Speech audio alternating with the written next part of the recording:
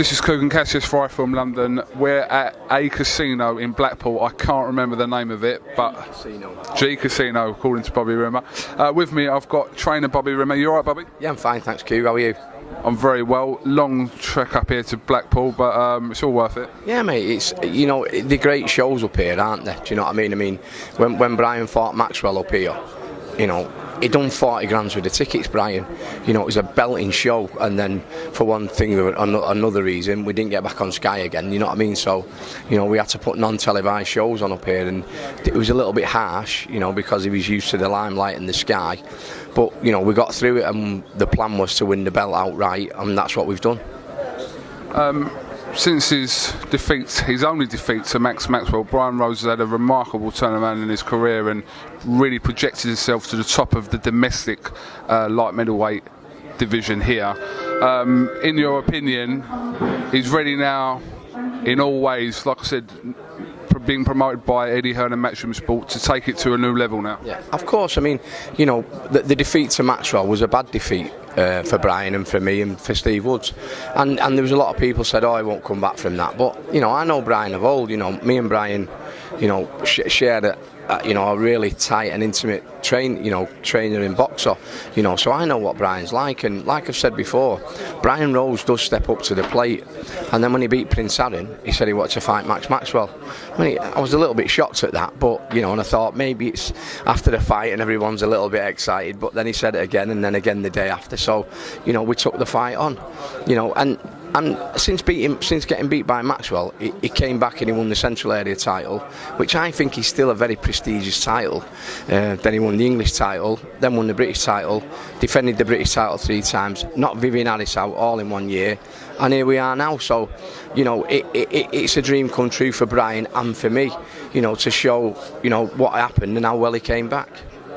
The fight against Prince Aaron, he wasn't really going into that fight as favourite, because a lot of people, no one really I was talking to, backed Brian to beat Prince Aaron, because Prince Aaron was touted as a new thing in that division. And do you think he's somewhat still maybe underrated, Brian Rose, in this country?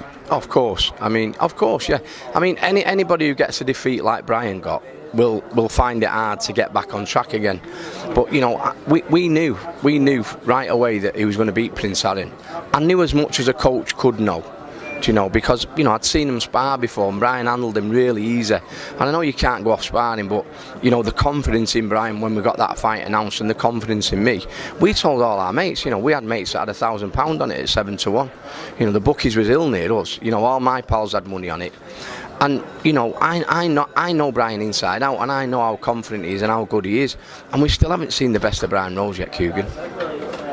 So obviously Brian's decision to join Eddie Hearn's growing stable, it's a phenomenal stable Eddie Hearn's putting together here. World champion Carl Froch, Kell Brook, who a potential world champion for May, signed George Groves announced yesterday. So this stable he's got, Brian will learn from all these fighters that are in the stable as well.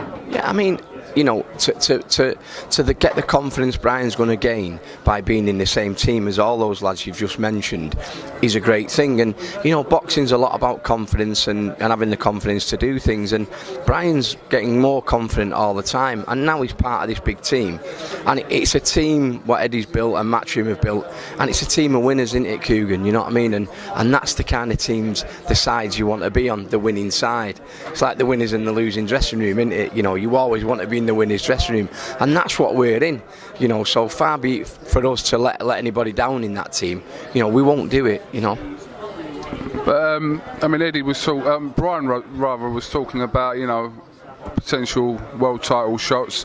Would you like him to really ideally have a couple of fights, settle into this Matchroom stable before he goes in for that? Yeah, of course. Yeah, Brian's been a pro for 6 years, and it's all been nice and steady and moving along nice. And, I said to Brian when I first met him, I'd like you to go the old route, Central Area, English title, and then the British title, and that's what we've done. So the next stage is now, start fighting some of these good kids, some of these kids that are not going to go away when you hit them, and build that toughness, that toughness that you're going to need in these world title fights.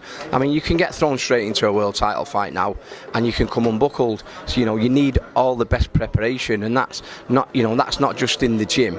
That's in. That's learning about what it's like. You know, we've never boxed out of England yet, me and Brian, you know what I mean? And we have to learn about stuff like that. I mean, to be thrust right over to the American scene, you know, it's an hard thing to do. You know, so, you know, I trust Eddie and I trust Steve, and I think it'll be done, you know, well and the right way. Also, very importantly, have you been teaching Brian any of your dance moves, Bobby? I haven't, KUGAN, no. You know, to be honest, I practiced them dance moves for that Sugar Up that night, and, you know, by all accounts, and I can't clearly quite remember, but I don't think they went down as well as I expected them to. But it's taught me a valuable lesson because I haven't had a drink since then. Do you know what? Like, I don't drink, so when I'm there, I'm stone cold sober. And like, you were saying some things to me that maybe should never be repeated, especially on camera. Well, if me and you want to stay friends, I'd keep them quiet, KUGAN. Because we've all got skeletons in the cupboard, haven't we, mate? We definitely have. Listen, I've got plenty. You know, I've got plenty that I'm waiting to come out. But when they come out, they come out. But, you know, I don't care. But, no, listen, it was a good night actually in the Sugar Out that night with Jack. And I enjoyed it, KUGAN. It was good. We'll have to do it again one day, but this time I'll be sober as well, so... Definitely. Right, well, listen, Bobby Rimmer, thank you very much for talking to iFILM London. We look forward to, like I said, this massive show in Blackpool on the 20th of April.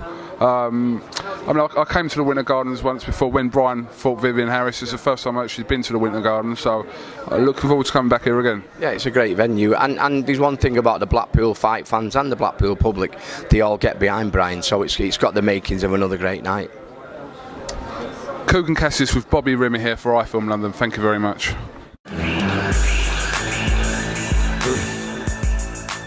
iFILM.